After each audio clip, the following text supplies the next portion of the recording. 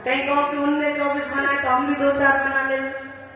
दत्तात्रेय भगवान ने 24 गुरु किस प्रकार बनाए? 24 गुरु जो थे वो शिक्षा गुरु थे। कैसे थे? शिक्षा गुरु। जैसे यहाँ से कुछ मिला तो ये गुरु हो गए, वहां से मिला तो आपने देखा बच्चा एक क्लास में होता है तो दूसरी में जाता है तो दूसरे बदल जाते ना। इस प्रकार से शिक्षा गुरु आप कितने भी बना सकते हो, पर दीक्षा गुरु एक होते हैं जो भगवान से मिलने का मार्ग बताते हैं।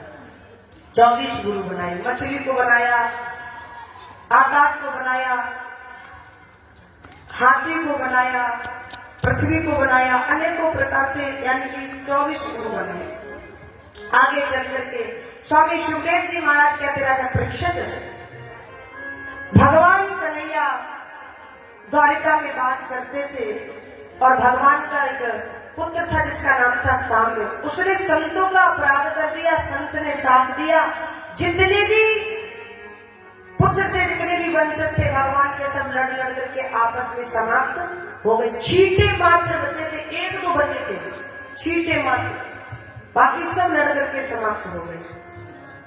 भगवान ने देखा कि अब इनका होना कुछ नहीं, क्योंकि भगवान समझाते थे पर वो समझते नहीं थे। भगवान ने अर्जुन को आदेश दिया और कहा, अर्जुन अब मेरा भी समय जाने का आ गया है, आप एक काम करो, आप मेरे पास आओ और जब मैं यहाँ से जाऊंगा तो ये समुद्र में जो द्वारका है ना सोने की, मेरे यहाँ से जाते ही ये द्वारका समुद्र में विलीन हो जाएगी।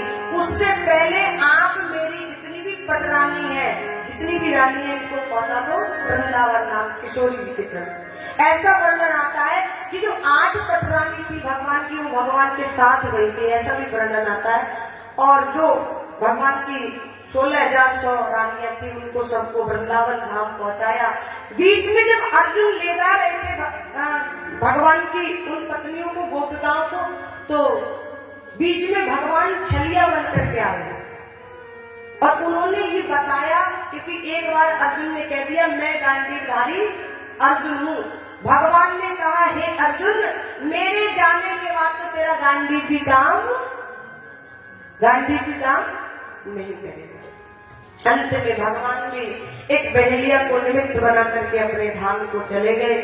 स्वामी सुखदेव जी महाराज बोले, राजा परीक्षित, आज 7वां दिन है और आपको भी तक्षक नाम का सर्प डसने आ रहा है, आप अपनी तैयारी कर लो।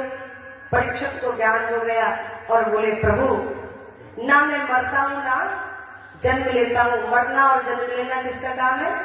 शरीर का काम है। मैं ना मरता हूँ